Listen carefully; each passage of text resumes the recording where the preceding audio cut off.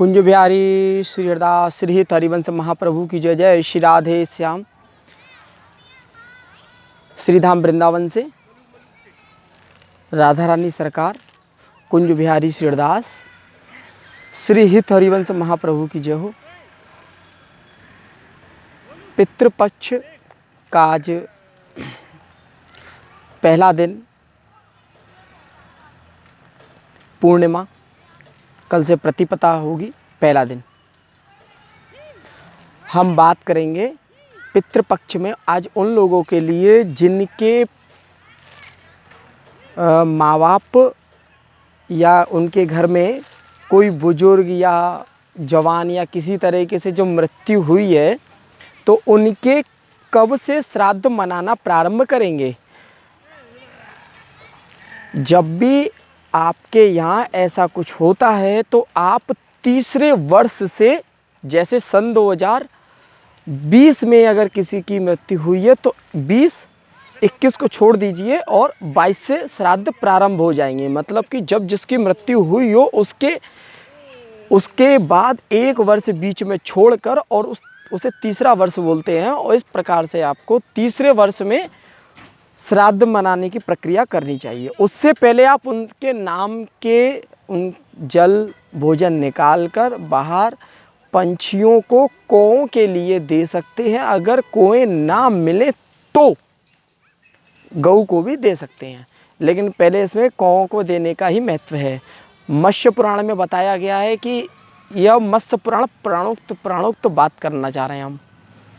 तो मत्स्य पुराण में कहा गया है कि इस तरीके से मनाने से ही उनके जो पितृ हैं बेहद ही प्रसन्न होते हैं और वो कृपा के पात्र होते हैं, जो लोग उनकी इस पद्धति को निभाते हैं।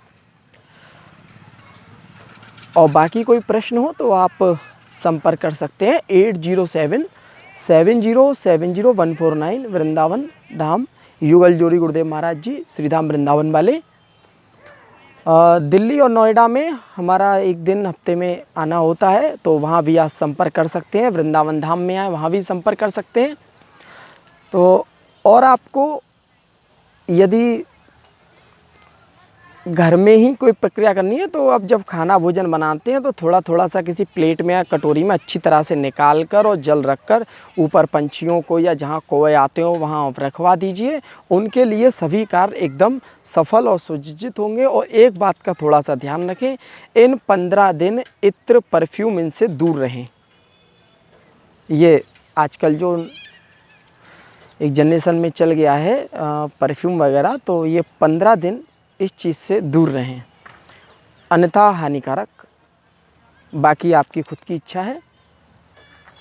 और एक बात अवश्य ध्यान रखें, इन 15 दिन किसी के भी यहाँ पर खाएं नहीं, किसी के भी यहाँ पर खाएं नहीं। फिर बोल रहे हैं हम, 15 दिन आपको किसी के यहाँ का भी कुछ खाना पीना नहीं है। अगर वायदे कुछ खाना भी पड़ जाए मान लीजिए, तो आप उनको उनकी कुछ दक्षिणा या उसके बदले में कुछ उनको दे दें, अन्यथा ये 15 दिन आप ना खाएं। और एक बात विशेष ध्यान रखें कि इन 15 दिन शांति का विशेष ध्यान रखें, शांति बनाए रखें। और सुबह जब तक ये कार्य ना हो जाए जो हमने बताया है श्राद्धों का, कोई भी कपड़े नहीं धोए। श्राद्धों में कोई भी सुबह कपड़े नहीं धोए जब तक उनके पितरों का कार्य ना हो जाए। तब तक 15 दिन किसी भी प्रकार से कपड़े दोपहर के बाद ही धोएं।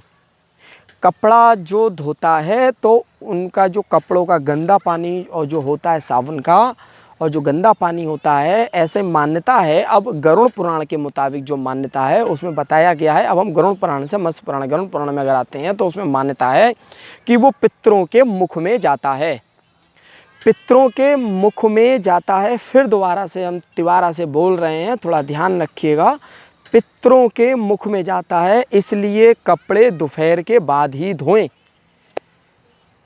कपड़े दोपहर के बाद ही धोएं।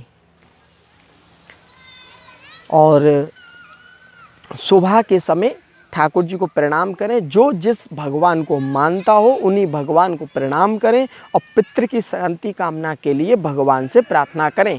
उसके बाद ही अपनी दिनचर्या प्रारंभ करें और सुबह उठते ही अपने पितरों को, एक कहीं नहीं जा सकते हैं आप तो घर में ही अगरबत्ती या धूप बत्ती उनके लिए ठाकुर जी का ध्यान करके उनको दीजिए और कहिए आप स्वीकार करें, हमसे जो गलती हुई हो आज तक की सबको क्षमा करें, हमें आशीर्वाद दें। अगर ये हम श्लोक के माध्यम से बताएंगे आप नहीं समझ पाएंगे, इसलिए आप सरल भाषा में ही समझें। इस तरह से आप विनती करें, निवेदन करें। 15 दिन किसी भी तरह के कोई नए कपड़े नहीं खरीदें, इस बात पर भी विशेष ध्यान रखें। किसी भी प्रकार से नए कपड़े नहीं खरीदें, इस बात पर ध्यान रखिएगा। और उन कपड़ों को आप इस्तेमाल भी ना करें, नए कपड़े जी, इस बात की विशेष मान्यता है। और अधिक किसी जानकारी के लिए तो आप संपर्क कर सकते हैं, नीचे नंबर भी शायद ये न्यूज़ वाले भैया दे रहे हैं। और बाकी वृंदावन धाम और नोएडा दिल्ली में हमने बताया था कि हफ्ते में एक दिन हमारा आना होता ही है, तो आप वहाँ भी संपर्क कर सकते हैं। बोलो श्री राधे राधे, वृंदावन के बिहारी लाल की जय। जय श्री राधे श्याम। कुंज बिहारी श्री हरदास।